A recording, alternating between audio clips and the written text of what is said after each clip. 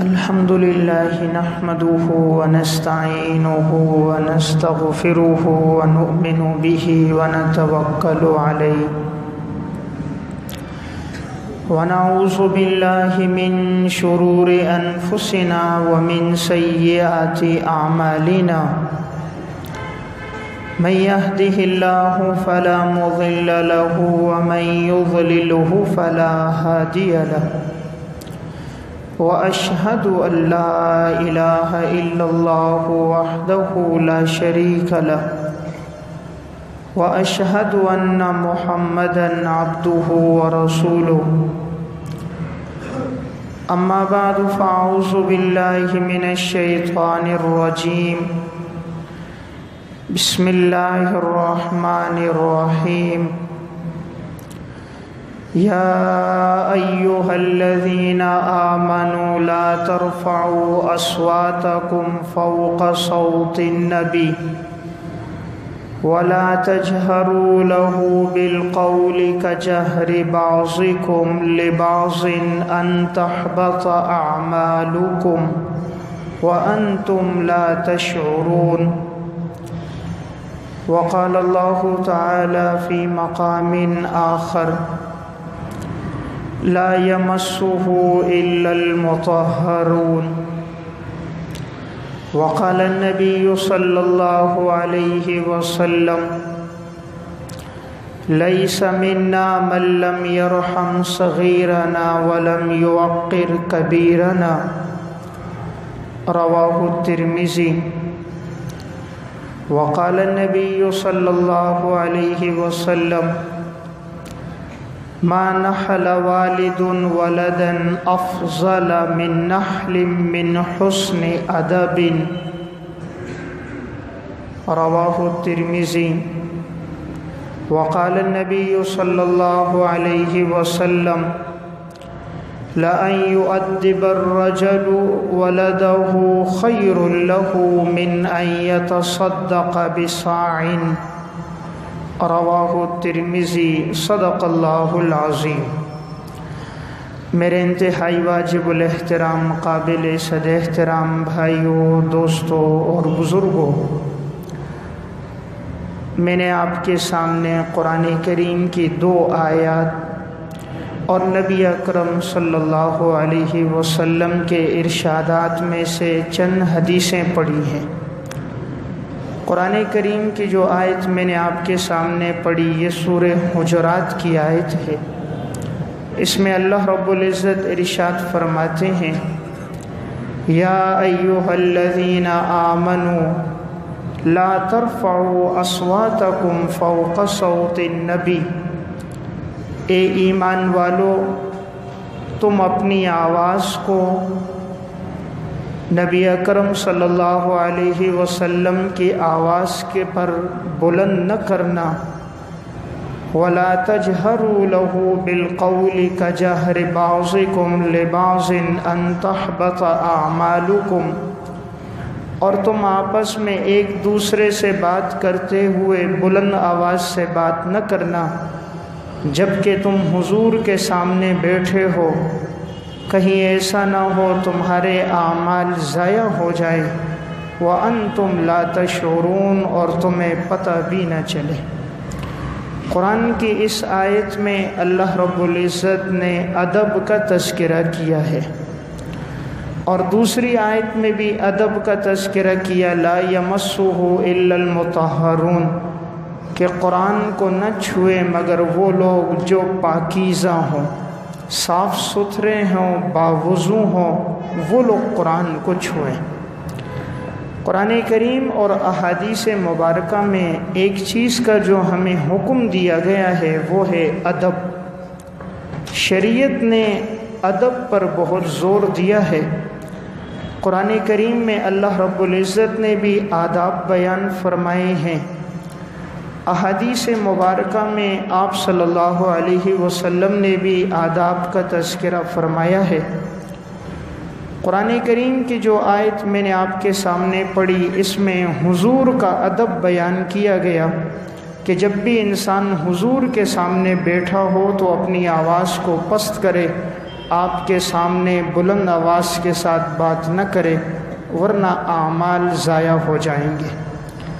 یہ ادب کا حکم جیسے حضور کی زندگی میں تھا، آپ کی دنیا سے پردہ فرمانے کے بعد آج بھی اگر کوئی شخص روزہ اطہر پر حاضری دے گا اور درود و سلام پڑھے گا تب بھی اپنی آواز کو پست رکھے گا اور ادب کے ساتھ، محبت اور عقیدت کے ساتھ آپ صلی اللہ علیہ وسلم کی بارگاہ میں اپنا نذرانہ عقیدت پیش کرے گا۔ اسی طرح قرآن نے قرآن کا بھی ادب بیان کیا، لا یمسہ الا المطہرون، کہ قرآن کو جب بھی ہاتھ لگانا ہو پاکیزہ ہو کر، باوضو ہو کر انسان قرآن کو چھوئے۔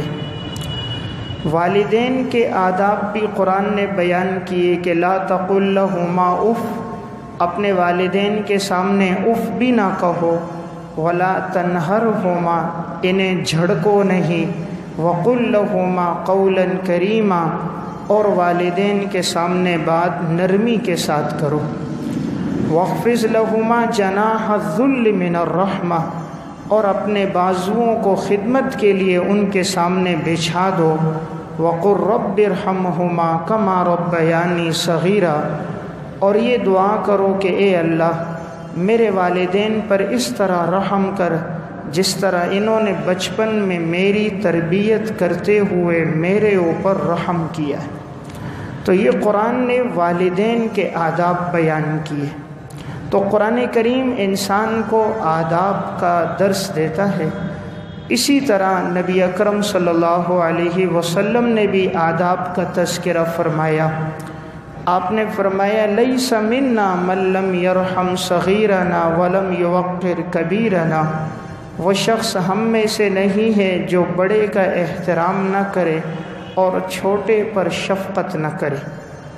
دوسری حدیث میں آپ صلی اللہ علیہ وسلم نے ارشاد فرمایا لَأَن يُؤَدِّبَ الرَّجُلُ وَلَدَهُ خَيْرٌ لَهُ مِنْ أَن يَتَصَدَّقَ بِصَاعٍ، اگر تم میں سے کوئی شخص اپنی اولاد کو ادب سکھائے تو یہ بہتر ہے کہ وہ اللہ کے راستے میں 1 صاع صدقہ کرے، یعنی 1 صاع تقریباً 3 کلو گندم، کھجور، جو اگر کوئی اللہ کے راستے میں صدقہ کرے، آپ نے فرمایا اس سے بہتر ہے کہ وہ اپنی اولاد کو ادب کی بات سکھائے۔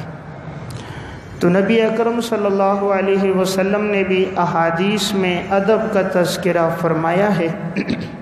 تو شریعت کے اندر ادب کا ایک مقام ہے۔ عربی کا ایک مقولہ ہے الدین کلہ ادب، دین سراسر نام ادب کا ہے۔ جس کی زندگی میں ادب ہے اس کی زندگی میں سب کچھ ہے، جس کی زندگی میں ادب نہیں ہے اس کے پاس گویا کچھ بھی نہیں۔ حضرات صحابہ اکرام میں ادب کتنا تھا، خود رسالت مآب صلی اللہ علیہ وسلم کی ذات اقدس میں سنن ابی داؤد کی روایت ہے، مہاجر ابن قنفذ رضی اللہ تعالیٰ عنہ فرماتے ہیں کہ میں نے آپ صلی اللہ علیہ وسلم کو سلام کیا، آپ نے اس موقع پر جواب نہ دیا اور آپ گئے طہارت حاصل کر کے آئے اور پھر آپ نے جواب دیا۔ تو اس نے پوچھا یا رسول اللہ آپ نے اس وقت جواب کیوں نہ دیا؟ آپ نے فرمایا کہ میں نے ناپسند کیا کہ میں اللہ کا نام لوں بغیر طہارت کے۔ تو چونکہ وعلیکم السلام میں سلام اللہ کا نام ہے، اللہ رب العزت کے اسماء گرامی میں سے ایک السلام بھی ہے، تو میں نے یہ پسند نہیں کیا کہ میں اللہ کا نام لوں اور طہارت نہ ہو۔ تو دیکھیے امام الانبیاء صلی اللہ علیہ وسلم نے کتنا اہتمام کیا کہ سلام کا جواب بھی بغیر وضو کے دینا آپ نے مناسب نہ سمجھا۔ تو یہ امت کو درس دینا تھا کہ امت آداب کو سیکھے، بڑوں کے چھوٹوں کے آداب، زندگی کے آداب۔ آج یہ اسلوب ہماری زندگی سے جا رہا ہے۔ حضرت ابو بکر صدیق، حضرت عمر رضی اللہ تعالی عنہما ادب کتنا تھا۔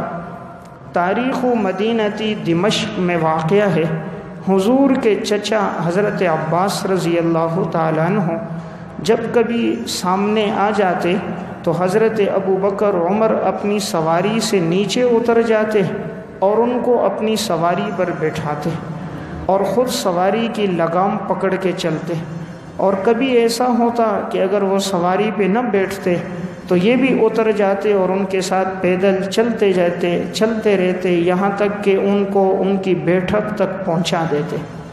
تو کسی نے کہا آپ کا مقام تو زیادہ بلند ہے، فرمایا نہیں، یہ حضور کے چچا ہیں۔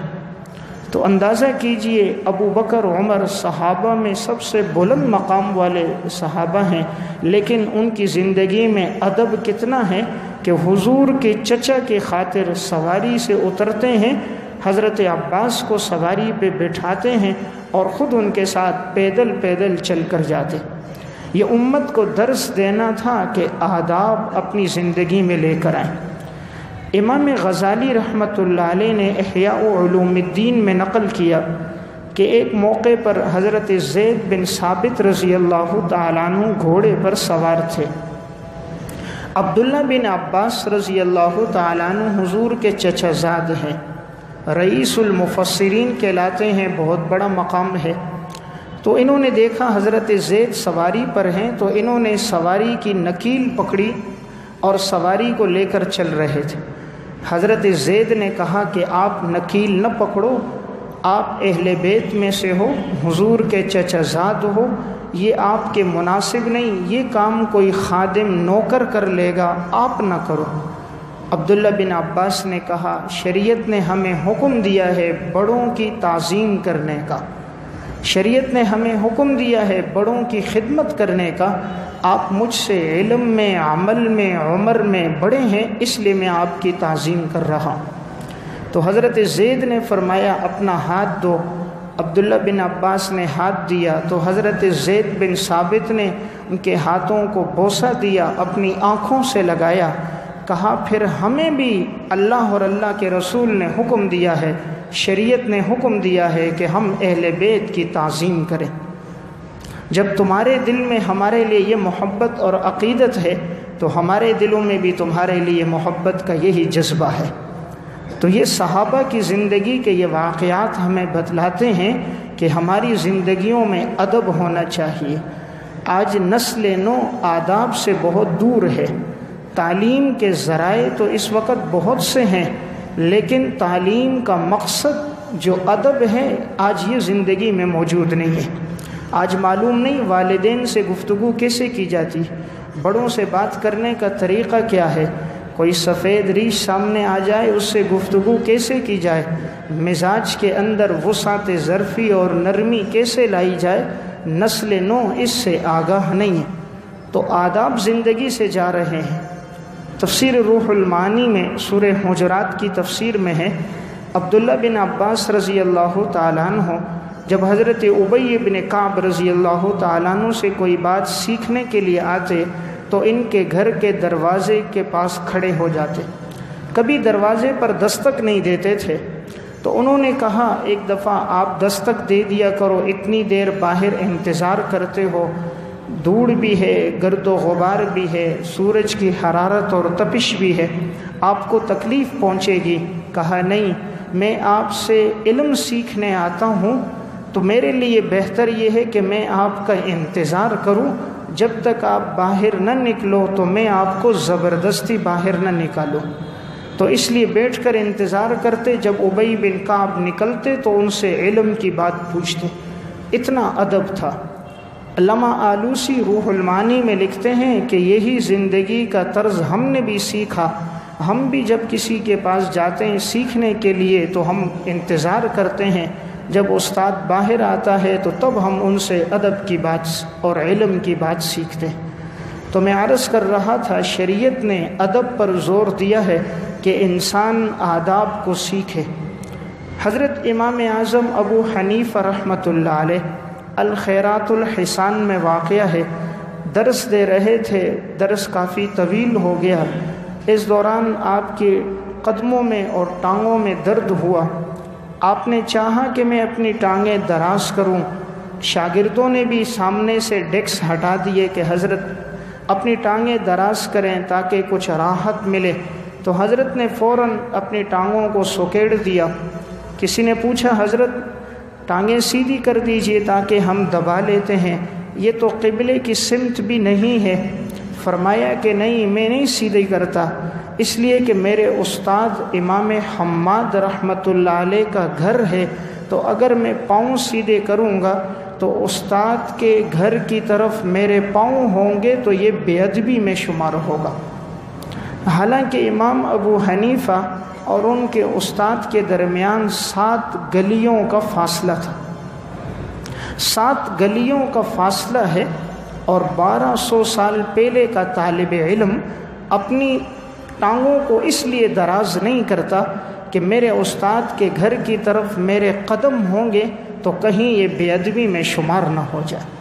تب اللہ نے انہیں علم دیا اور وہ اپنے دور کے امام اعظم ابو حنیفہ بنے۔ تو اللہ تعالیٰ انسان کو آداب پر بہت کچھ عطا فرماتا ہے۔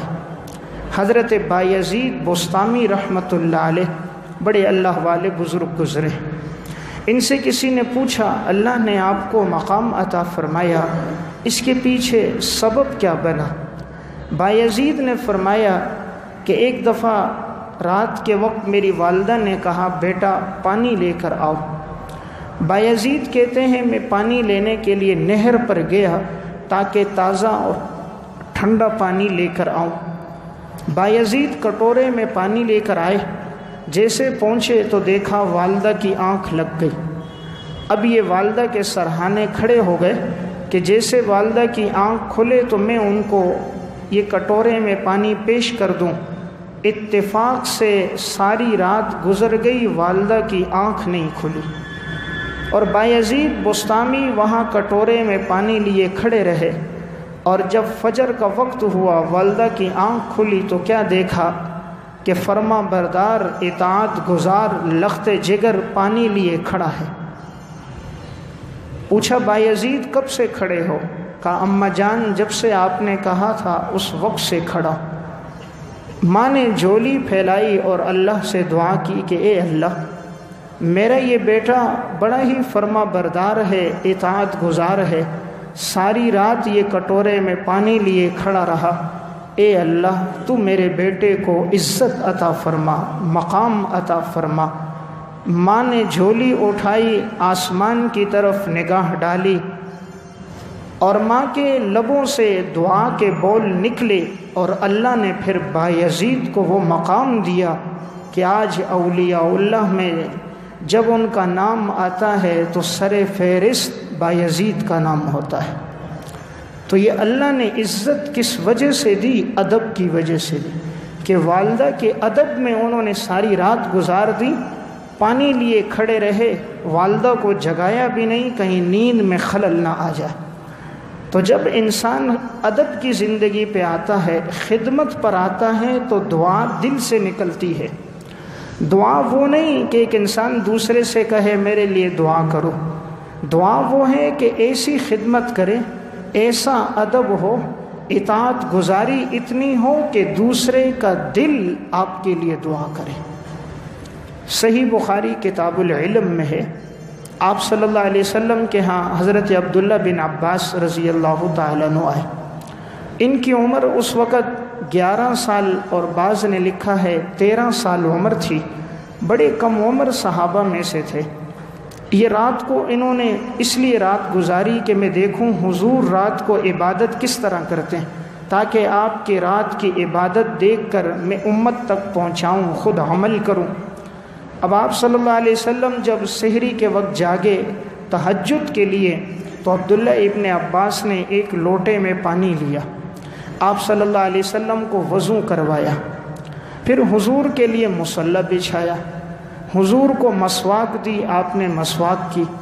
آپ جب وضو سے فارغ ہوئے تو آپ صلی اللہ علیہ وسلم کو کپڑا دیا، آپ نے جسم سکھایا، مصلی بچھایا، حضور نے نماز پڑھی۔ حضور بڑے خوش ہوئے کہ اتنا کم عمر بچہ اور رات کے اس پہر میں اٹھا ہے اور میری خدمت کر رہا ہے۔ آپ نے عبداللہ بن عباس کو سینے سے لگایا اور دعا کر دی اللہم فقہہ فی الدین وعلمہ التأویل، اے اللہ تو ابن عباس کو دین کا علم سکھا دے، دین کی سمجھ عطا کر، قرآن کی تفسیر کا علم سکھا۔ تو اللہ نے پھر ایسا سکھایا کہ آج صحابہ اکرام میں رئیس المفسرین یعنی مفسرین کے سردار، مفسرین کے سرتاج عبداللہ بن عباس کہلاتے ہیں۔ اللہ نے فقہ میں بھی ایک مقام عطا کیا، جب فقہا کا تذکرہ ہوتا ہے تو ابن عباس کا تذکرہ بھی ہوتا ہے۔ حالانکہ کیا عمر 11 سال، لیکن جو خدمت کی نا تو نبوت نے جو دعا دی، آنے والی امتوں میں آج تک ان کا تذکرہ موجود ہے۔ تو یہ سب کچھ کب عطا ہوا؟ ادب سے، خدمت سے عطا ہوا۔ اس لیے نسل نو میں اس چیز کی کمی ہے، نہ ان کی زندگیوں میں آداب ہیں، نہ خدمت کا جذبہ ہے۔ آج اگر کسی بچے سے یہ کہہ دو بیٹا گلاس میں پانی دے دے، وہ دوسرے سے کہے گا، بیٹا بازار سے سودا لے آ، وہ دوسرے سے کہے گا، وہ تیسرے سے۔ مہمان انتظار کرتے کرتے چلے جائیں گے، لیکن بچہ لوٹ کر واپس نہیں آئے گا۔ آج اگر بچے سے کہہ دیا جائے بیٹا یہ کام کرو، وہ آگے سے فوراً چی بجبی ہوتا ہے، اپنی پیشانی پہ ناگواری کا اظہار لاتا ہے کہ مجھے کیوں کہا جا رہا۔ تو خدمت بھی نہیں ہے، ادب بھی نہیں ہے۔ اس لیے میں نے جو گزارش عرض کی، ہم اپنی اولاد کے ظاہر پہ بڑی محنت کرتے ہیں، اولاد کو